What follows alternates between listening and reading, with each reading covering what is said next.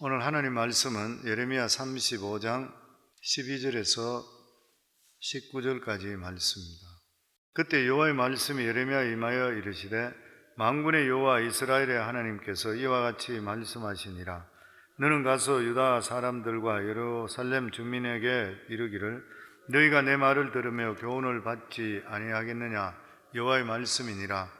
레갑의 아들 요나답이 그의 자손에게 포도주를 마시지 말라 한 그 명령을 실행하시되 되시되 그들은 그 선조의 명령을 순종하여 오늘까지 마시지 아니하거늘 내가 너에게 말하고 끊임없이 말하여도 너희는 내게 순종하지 아니하도다.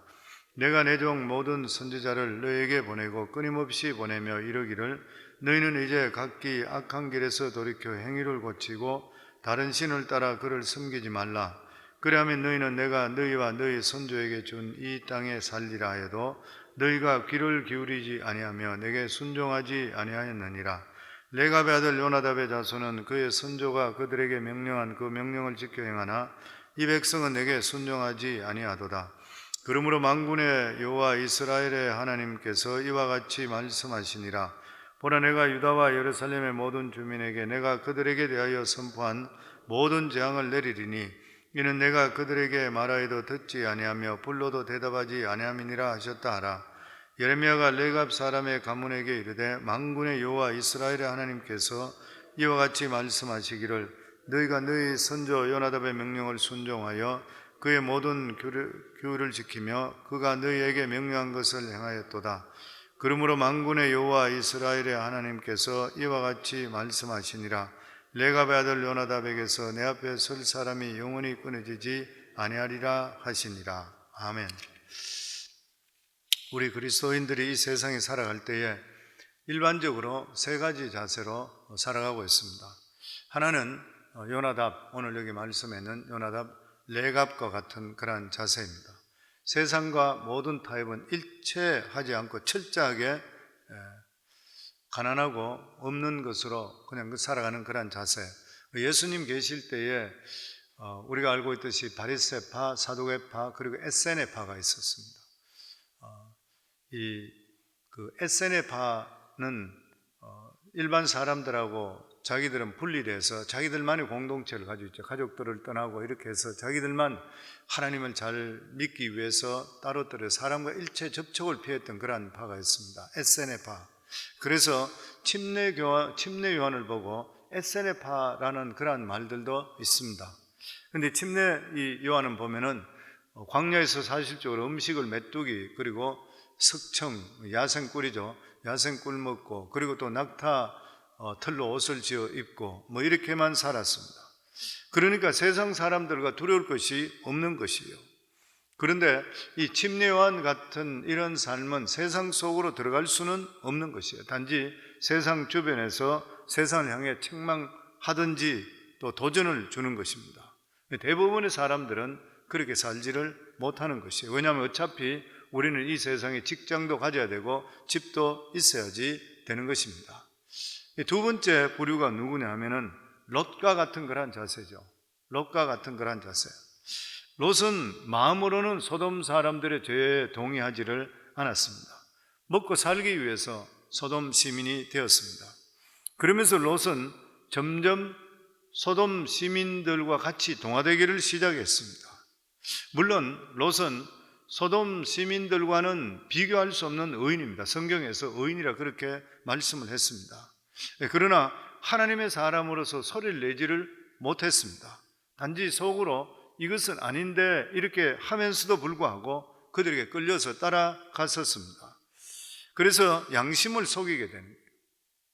그리고 때를 따라서 거짓말을 하게 되고 또 술도 마시게 되고 그러면서 하나님 앞에 회개하면서 살아가는 것이에요.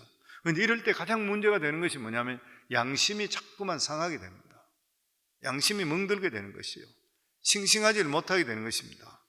이 세상에 살면서 양심을 속일 일이 너무 많아지게 되면은 양심이 병들 수밖에 없는 것이에요. 물질적으로 풍요롭지만 내 양심은 편하지를 못한 것이 이게 롯의 삶인 것입니다. 그러면서 한쪽 또 다른 삶의 모습을 보여주는 것이 예수님의 삶의 방식인 것이죠. 누룩의 방식입니다. 예수님은 세상 속에 깊이 들어갔습니다. 죄인들과 함께 식사를 하시고 세리들과 함께 교제를 나눴습니다. 그럼에도 불구하고 예수님은 죄에 빠지지를 않았던 것이에요. 예수님 아주 건강한 그러한 양심을 가지고 계셨습니다. 세상에 살면서도 결코 세상에 빠지지 않고 오히려 세상을 변화시켰던 분이 바로 예수 그리스도인 것이에요. 그 이유가 뭐냐면은 예수님에게는 말씀의 능력이 있었고 건강한 신앙 공동체가 있었습니다. 우리가 보기에는 가장 멋진 유행이 레갑형입니다. 레갑이나 침례 요한은 이 세상 사람들과 모든 타협을 거부하는 것이죠. 완전히 거부합니다. 깨끗하고 순결하고 깨끗한 양심을 소유하면서 살아가는 것, 정말 큰 소리 칠 수가 있게 되는 것이에요. 뿐만 아니라 그들은 자기가 했던 말을 다 지켰던 그런 사람입니다. 그런데 가장 불쌍한 형이 누구냐면 롯의 형인 것입니다. 물질적으로 돈은 많이 벌고 잘 살고 있는지 모르지만은 내 양심이 불편한 것이고 양심이 통곡하는 것이에요. 왜냐하면 세상에 돈을 벌고 살다 보니까 거짓말할 때도 많고 사람들과 하지 말아야 될 그런 일들도 할 때가 많이 있는 것이에요. 나중에 가면 결국 내가 신앙의 사람인지 아닌지를 내 자신이 구별하지를 잘 못하는 것입니다. 그럼에도 불구하고 교회 다니고 있기 때문에 그리고 아주 잘 살게 된다 그러면 사람들이 볼 때 그 사람을 성공한 신앙인이라 이렇게 잘못 평가하는 경우들도 생기는 것입니다. 누룩의 형들은 결코 영웅적이지를 못합니다. 눈에 보이지를 않습니다. 오히려 세상 깊이 들어가서 일반 사람들과 잘 어울리는 것이에요. 세상 속에 사업도 하고 그리고 집도 사는 것이에요. 그런데도 불구하고 신앙 양심이 살아있습니다. 왜냐하면 바른 믿음으로 살아가고 있기 때문인 것이에요. 그러나 이렇게 살아가더라도 항상 위험은 있는 것이 뭐냐면 약간만 방심하게 되면 세속 속으로 끌려가는 것입니다. 그래서 이것을 막기 위해서 우리 삶 속에 두 가지 중요한 게 필요한 게 첫 번째가 하나님 말씀입니다. 항상 말씀을 둬야 되는 것이에요. 다른 하나는 뭐냐면은 말씀이 살아있는 신앙 공동체에 완전 스틱되어 있어야 됩니다. 이 세상을 이렇게 우리가 살기 위해서는 우리는 레갑과 같은 이런 삶을 살기는 정말 힘듭니다. 그럼에도 불구하고 우리는 바로 살기를 원합니다. 세상의 빛과 소금이 되기를 원하고 있는 것이에요. 그러기 위해서는 우리 삶 속에 필수적으로 가져야 될 게 뭐냐면은 하나님 말씀에 입각한 가치관을 가져야 됩니다. 하나님 말씀적으로 이것이 맞나 내가 지금 하고 있는 것이 이러한 정확한 가치관을 가지고 있어야 돼요. 그리고 신앙 공동체에 지속적으로 서로 붙들어주고 힘을 줌을 통해서 하나님의 성령으로 충만한 그런 삶을 살도록 노력할 수가 있어야 됩니다. 그렇지 않고는 세상으로 빠져버립니다. 우리가 잘 알고 있듯이 레갑은 겐 족속입니다. 겐 족속이라 그러면 다시 이야기하면 모세의 장인 이드로의 후손입니다. 그러니까 모세가 출애굽해서 광야길에 들어섰을 때에 그 소식을 들었던 이러한 미디안의 제사장이죠. 미디안 광야에 그게 제사장, 다른 신을 섬기고 있었습니다. 이 제사장 이드로가 자기 가족들을 이끌고 와서 모세를 만나러 왔었던 것이에요. 그러고 나서 모세에게 어드바이스를 해주고 하나님의 살아계신 것들을 자기가 들으면서 거기서 개종을 하게 되죠. 그러면서 모세의 요청을 위해서 모세와 계속적으로 동해 광야 40년부터 해서 그리고 나중에는 그 후손이 계속적으로 가나안 땅까지 들어가서 함께 살았던 그런 족속입니다. 그런데 이방인인데도 불구하고 이들은 이 이스라엘 백성들보다도 하나님을 더 잘 섬겼던 것이에요. 성경에 보면 이방인인데도 불구하고 하나님을 잘 섬기는 그러한 사람들이 많이 나옵니다. 우리가 잘 알고 있는 갈렙 같은 사람도 에돔 사람의 조상이 그니스의 아들이라 그러면 에돔 쪽인 것이에요. 그런데도 불구하고 그는 정말 하나님을 잘 믿어서 나중에는 가나안 땅에 들어가는 사람이 여호수아와 갈렙 외에는 딴 사람 다 죽어버렸잖아요. 20세 이상. 그리고 이방인들 관계없다 하더라도 믿음 나중에 잘 가져서 얼마든지 잘할 수 있다 하는 것이죠 보면. 그러면서 하나님께서는 이 레갑 족속과 이스라엘 백성들을 비교하시면서 책망하십니다.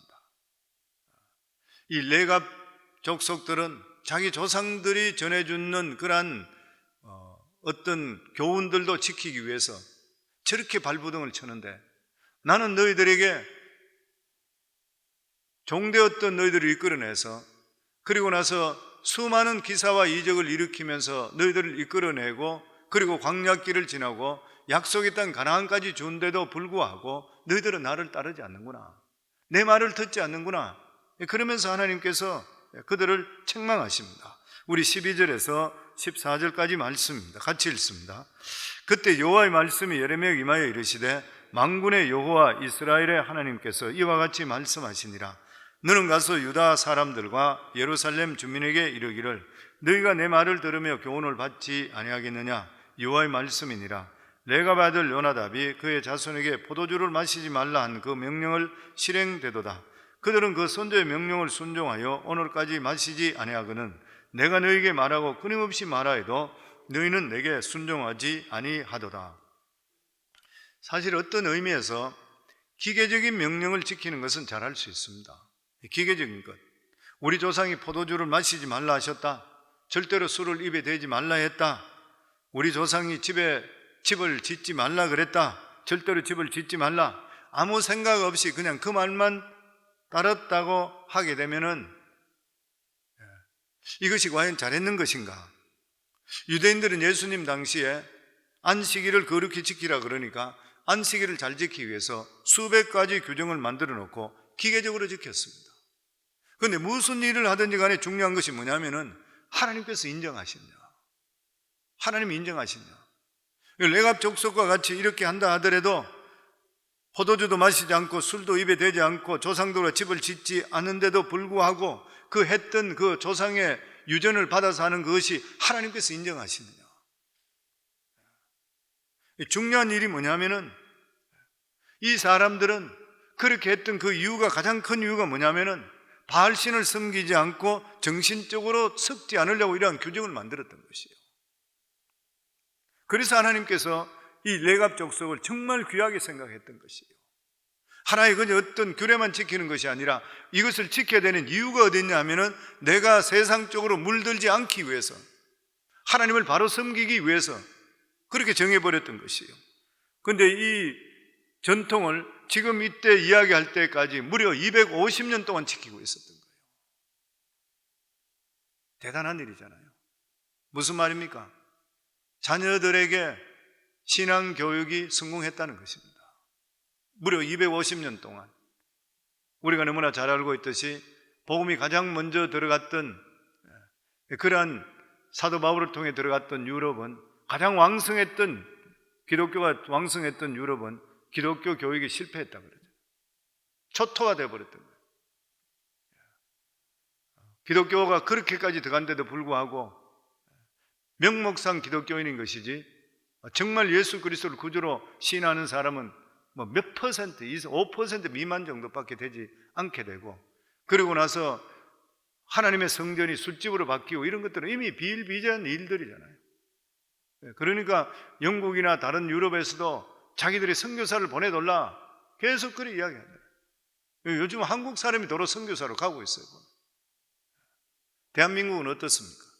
젊은이가 교회 안 들어온다 그래요. 이제는 자녀들에 대한 교육이에요. 내가 예수 믿고 구원받고 나면 내 자식은 책임져야 돼요. 그러고 나면 내 자식이 다음 자식을 책임지도록 해줘야 돼요. 아마 저는 여기 레갑 족속들이 그렇게 했다 생각해요. 내 자식 믿음으로 책임지고 너희 자식 네가 책임져라. 계속 유대인들이 그렇게 하고 있잖아요. 계속적으로 책임졌던 것이에요. 굉장히 힘든 일이지만 이들은 이것을 실제적으로 이루어 나갔습니다. 그런데 하나님께서 이스라엘 자손들에게 요구한 것은 기계적인 그런 명종이 아니었습니다.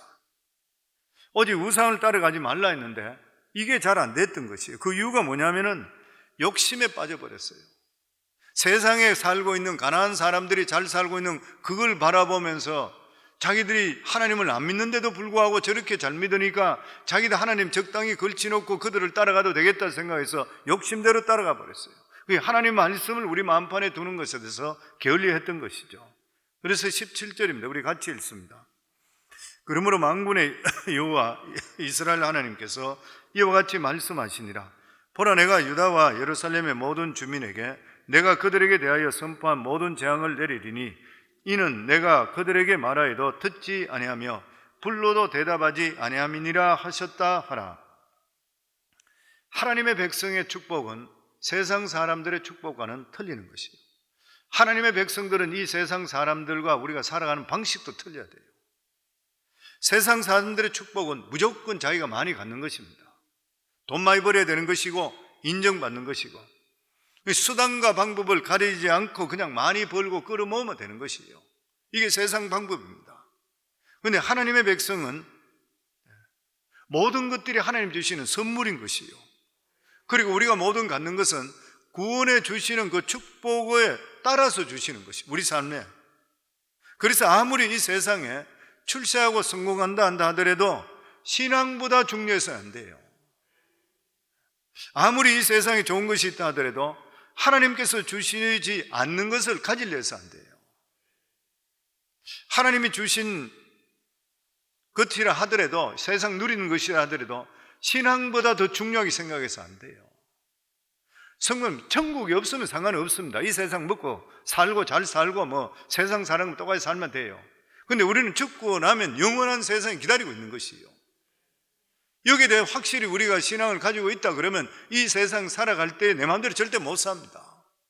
살아갈 수가 없는 것이죠. 이 세상에 예수 믿는다 하는데도 불구하고 세상 사람과 똑같이 살려고 하는 이유가 어디 있어요? 세상이 끝이라 생각하는 거예요. 죽으면 잘 모르겠는 것이에요. 그러니까 이 세상을 따라가 버리는 것이에요. 그런데 내가 예수 그리스도로 말미암아 구원받은 것이 확실하다 그러면 천국이 확실하잖아요. 그러면 세상은 당연히 우리가 살아갈 때 조정될 수가 있어야 되는 것입니다. 그래서 우리 그리스도인들은 이 세상에 바른 목표를 갖는 것만큼 중요한 것은 없는 것이, 자녀들 키울 때도 똑같습니다. 바른 목표인 것이죠. 우리 그리스도인들에게는 하나님께서 이미 엄청난 축복을 우리에게 주셨어요. 그게 무엇이면 하나님 말씀의 축복이잖아요. 죄 용서함의 축복이잖아요. 기도할 때마다 응답해 주신 기도 응답의 축복인 것이요. 성령께서 우리 속에 함께 있어 성령의 축복인 것이요. 이것은 이 세상 축복과는 비교할 수가 전혀 없는 것이에요. 보면 저는 그 생각을 자주 합니다. 왜냐하면 내가 예수 안 믿었다면 어떻게 할 뻔했을까? 내가 하나님 모른다 그러면 정말 어떤 삶을 살 것인가? 뭐 세상적으로는 보기 좋고 뭐 잘 살고 이럴지 모르지만 내가 돌아보면 정말 끔찍스러운 일이에요. 무엇을 위해서 하는 것인가? 그런데 우리들에게 하나님께서 말씀의 축복을 주시고 영원한 생명의 축복을 주시고 죄 용서함의 축복을 주시고 성령께 내 속에 내주하시는 이러한 귀한 축복을 주셨는 것이에요. 이것은 어떤 거 비교할 수 없는 보배로운 것인 거예요. 사도 바울은 예수님 만나기 전에는 이 세상에 자랑할 것이 참 많았습니다. 이 세상에 있는 것들을 붙들고 사람들에게 인정받기 위해서 그는 열심히 달렸습니다. 그러니까 대제사장한테 이 정권을 받아가지고 예수 믿는 사람을 잡아오기도 하고 죽이기도 할 정도까지 능력을 가지고 있던, 그 정도로 이 열심히 있던 사람이고 힘이 있던 그런 사람이었습니다. 그런데 그는 다메섹 도상에서 부활하신 예수 그리스도를 만난 후에 모든 것을 어떻게 했대요? 배설물로 버렸다 그랬습니다. 자기가 가지고 있는, 자기가 알고 있던 자기의 명예, 자기 지위, 자기의 어떤 이 지식, 이런 것들이 예수 그리스도 아는 지식에 비하면 배설물이 아무것도 아니라는 거예요. 버려버렸습니다. 왜 그런 것들만? 예수 그리스도를 아는 지식이 너무 고상했기 때문에 비교할 수가 없는 것이에요. 우리는 돈이나 출세를 목표로 하게 되면 세상 사람들 못 따라갑니다. 이 사람들은 굶어 술수 쓰죠. 막 있는 대로 없는 대로 다 하죠. 우리는 예수 믿어야 되죠. 교회 와야 되죠. 그리고 나서 또 세상 살아야 되죠. 못 따라가요. 그런데 우리가 하나님을 의지하게 될 때, 하나님만 온전히 의지하게 되면은, 그리고 하나님의 목표가 되게 될 때에 하나님께서 실제로 우리 삶을 대신 살아주기 때문에 세상 살아가더라도 우리는 지치지 않고 살아갈 수 있는 능력이 주어지게 되어 있다고 하는 것입니다. 그래서 우리가 하나님의 목표가 되는 그런 삶을 살게 될 때에, 그리고 하나님이 주시는 이 귀한 것이 진짜 보배로운 축복이 되게 될 때에 돈을 많이 벌든지 그리고 적게 벌든지 이런 것은 우리 삶 속에 큰 문제가 되지를 않는 것이요. 그러니까 사도 바울은 고백하기를 나는 비천에 처할 줄도 알고 풍부에 처할 줄도 알아. 모든 일, 곧 배부름과 배고픔과 풍부와 궁핍에도 처할 줄 아는 일체의 비결을 배웠노라. 보통 사람들은 어떻습니까? 궁핍하면 비굴해져요. 저는 예수 믿는 사람들도 믿음 있다고 하고 막 그렇게 믿음 생활하는데도 가난하게 좀 사니까 돈 있는 사람한테 교회 안에서도 비굴해지더라고요. 나 그거 보니까 너무 마음이 아파요. 돈 있는 사람이 우리를 뭐 밥이나 한 끼 사줄지 모르지만 뭐 그 해줘요. 실제로 복은 하나님께서 주시는 거잖아요. 그 예수 믿는 사람 비굴하면 안 돼요. 세상 사람과 똑같아지는 것이잖아요. 보통 사람들은 부유해지면 어떻게 해요? 거만해집니다. 그 예배당에 오는 우리 예수 믿는다고 하는데도 불구하고 자기가 돈 좀 있다고 성도들에게 거만하다 그러면 그 사람 세상 사는 건 똑같은 사람이에요. 사도 바울은 그런 일에 일체 흔들리지 않았습니다. 왜냐하면 그리스도를 알아가는 그 비밀이 너무 고상했던 목표가 있기 때문인 것이에요. 그래서 우리 그리스도인들은 처음부터 신앙 제일주의 삶으로 살아갈 수 있어야 돼요. 그래야지 가난하더라도 비굴하지 않고 돈이 많더라도 거만해지질 않아요. 하나님을 두려워하거든요. 결국 유다와 이 예루살렘이 망하게 된 것은 우상을 버리지 못해 그렇습니다. 무엇 때문에 우상을 버리는 것이 그렇게 어려웠어요? 국제사회에서 가나안 족속들과 다른 나라 사람들과 서로 교류를 하게 되면 그 당시의 문화로서는 문화를 교류하게 되면 신들을 교환한대요. 솔로몬이 망했던 건 마중에 가서 잘못됐던 그런 이유 중에 하나가 뭐냐면 아내들을 데려오면서 다른 나라 아내를 데려오면서 전부 다른 나라 아내를 그냥 신들을 같이 받아줬잖아요. 이런 것을 하지 않게 되면 교류하기가 쉽지 않아요. 그 당시로 볼 때는 하나님께서 어떤 국제적인 교류를 하지 말라 이렇게 말씀하지 않았습니다. 단지 우상을 받아들여야 할 만큼 교류가 돼서는 안 되는 것이에요. 유다가 좀 고립되는 일이 있다 한다 하더라도 말씀을 가지고 성전을 지키고 이런 일을 할 수 있어야 돼요. 우리들도 똑같습니다. 사람들 관계에서 안 믿는 사람하고 교제할 수 있잖아요. 사업을 할 때도 그러고 어떤 할 때도 그러고 얼마든지 있을 수가 있는 일이에요. 사람 교제해야 되죠. 가깝게 할 수 있어야 됩니다. 그럼에도 불구하고 내 신앙까지 흔들리면서 절대 하지 마시라는 거예요. 다 죽어버려요. 결과적으로 다 잃어버리게 되는 것이에요. 보면 결과적으로 이스라엘 백성들은 하나님 말씀에 대해서 잘 믿지 못하게 돼서 가까이 하지 못하게 되니까 믿지 못하게 되고 세상에 들어가서 세상과 어울리기 시작하다가 결과적으로 재앙 만나서 멸망해 버렸습니다. 그리고 19절입니다. 같이 읽습니다. 마지막입니다. 그러므로 만군의 여호와 이스라엘의 하나님께서 이와 같이 말씀하시니라. 레갑의 아들 요나답에게서 내 앞에 설 사람이 영원히 끊어지지 아니하리라 하시니라. 하나님은 세상에 동화되지 않고 자신들의 정칭을 지키기 위해서 스스로 가나안에서 고립되는 마찬가지죠. 고립되는 이 레갑 족속들은 영원히 하나님 앞에 서게 될 것이라 그렇게 말씀합니다. 이것은 이들이 이 세상에 절대 망하지 않을 뿐만 아니라 영원한 천국에서도 하나님 앞에 구원의 축복을 받을 것이라 그렇게 말씀합니다. 오늘날도 우리는 이 세상에 살아가고 있기 때문에 세상을 부인할 필요는 없는 것이요. 왜냐하면 이 세상도 하나님께서 만드시기 때문에 그렇습니다. 모든 것이 하나님 거인 것이요. 바로 쓰기만 하면 돼요. 바로 사용하면 되는 것이요. 요즘 보면은 청소년들이 음악이나 게임이나 이런 컴퓨터나 못 쓰게 할 수는 없는 것이에요. 하더라도 얼마든지 성경적으로 할 수 있습니다. 컨트롤할 수가 있는 것이에요. 그럼에도 불구하고 우리가 늘 조심해야 될 것이 뭐냐면 우리 속에는 부패한 죄성이 있습니다. 우리가 사람들 못 믿는다는 이유가 뭐냐면 부패한 속성이 있기 때문에 자기 자신을 자기가 절대 믿으면 안 돼요. 나는 괜찮다 생각하시면 안 돼요. 항상 하나님 말씀을 우리 자신을 매달아 놔야 돼요. 우리 자신을 믿을 게 못 되는 것이에요. 우리는 부패한 속성이 있기 때문에 우리는 실제적으로 세상에 누룩이 되라 그랬거든요. 근데 곰팡이가 서는 썩어버릴 수도 있어요. 겉으로는 예수 믿는 것 같은데 들어가 보면 실제로 곰팡이가 썩어버리면서 누룩의 역할을 못하는 것이에요. 그렇기 때문에 늘 우리들은 하나님 말씀 앞에 정직할 수 있어야 됩니다. 그리고 우리 삶 속에 정말 숨 쉬듯이 우리 속에 있는 죄와 탐욕에 대해서 계속적으로 회개해야 돼요. 끊임없이 우리 삶이. 그리고 지속적으로 하나님 말씀을 받아들여야 되는 것이고 성령의 역사로 우리는 이 세상에 살아갈 수 있어야 되는 것입니다. 우리는 다시 한번 이 세상을 살아가는데 바른 정신을 가지고 살아가는 것이 얼마나 중요한지 모르는 것이요. 아무런 정신 없이 돈 버는 일에만 만족하고 거기에 매이다 보면 어느 순간에 자기도 모르는 사이에 거머리들이 달라듭니다. 육체의 정욕, 성적인 타락, 이런 거 따라오게 되어 있는 것이요. 신앙이 좋다 해서 우리가 반드시 금욕적인 삶을 살아갈 필요는 없습니다. 그렇지만 하나님 말씀이 살아있는 공동체에 적극적으로 함께 할 수 있어야 됩니다. 우리 교회에서 계속적으로 예배 중심, 말씀 중심, 목장 모이라 막 계속적으로 이렇게 말씀하는 게 뭐냐면 우리 그냥 버려두시면 영적으로 자꾸 나태해져요. 혼자서 큐티하는 것도 한계가 있어요. 믿음의 사람들끼리 모여서 하나님의 살아계심을 간증해야 되잖아요.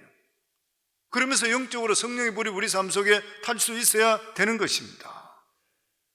그리고 우리 믿는 사람들은 무조건 복 받는 것을 좋아할 것이 아니라 바르게 살고 있는 것인가? 내가 바르게 복을 받고 있는 것인가? 이걸 우리 삶을 항상 돌아볼 수가 있어야 돼요. 이러한 삶을 살아갈 때 하나님께서 레갑족속과 같이 우리의 영원한 귀한 축복을 허락해 주실 줄을 믿습니다. 새벽교회는 귀한 성도님들 바르게 사시길 바라고 바르게 복을 받을 수 있기를 주의 이름으로 축원합니다.